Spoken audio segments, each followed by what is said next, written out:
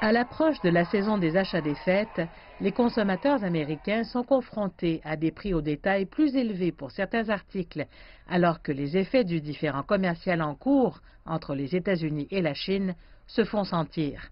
Jonathan Gold est le vice-président de la Fédération nationale du commerce de détail. À mesure que ces tarifs augmenteront, nous verrons de plus en plus de ces produits imposés d'un tarif.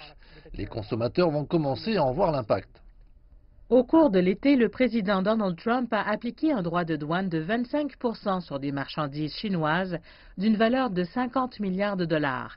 Puis, en septembre, il a touché 200 milliards de dollars de produits chinois supplémentaires avec un tarif douanier de 10%. Malheureusement, avec la politique tarifaire en vigueur à l'heure actuelle, des produits de base simple comme les t-shirts et les sous-vêtements ont encore des tarifs assez élevés, ce qui nuit le plus aux consommateurs à faible revenu. La hausse des prix des produits de première nécessité signifie que certains consommateurs auront moins d'argent pour leurs achats des fêtes, ce qui ultimement menacera les emplois américains.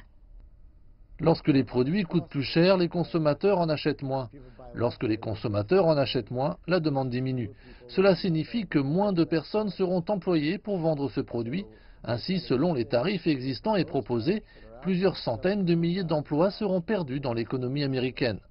Donald Trump a menacé de multiplier les tarifs douaniers en promettant d'augmenter le niveau actuel de 10% des marchandises chinoises à hauteur de 200 milliards de dollars à 25% le 1er janvier et de mettre en place de nouveaux tarifs sur toutes les importations chinoises restantes. Cette approche échelonnée limitera l'impact auprès des vacanciers, mais pour les détaillants, surtout les petites entreprises, les effets se feront cruellement ressentir. Si vous atteignez 25%, les entreprises ne seront pas en mesure d'absorber ce coût. Et ce sera un coup dur alors que le résultat sera plutôt difficile. Si vous regardez le secteur de la distribution dans son ensemble, les marges de profit varient entre 2 et 3%, donc assez minces, surtout pour les entreprises de petite et moyenne taille. Mais l'administration Trump a récemment semblé plus optimiste qu'un accord pourrait bientôt être conclu. Nous communiquons maintenant à tous les niveaux et c'est une très bonne chose.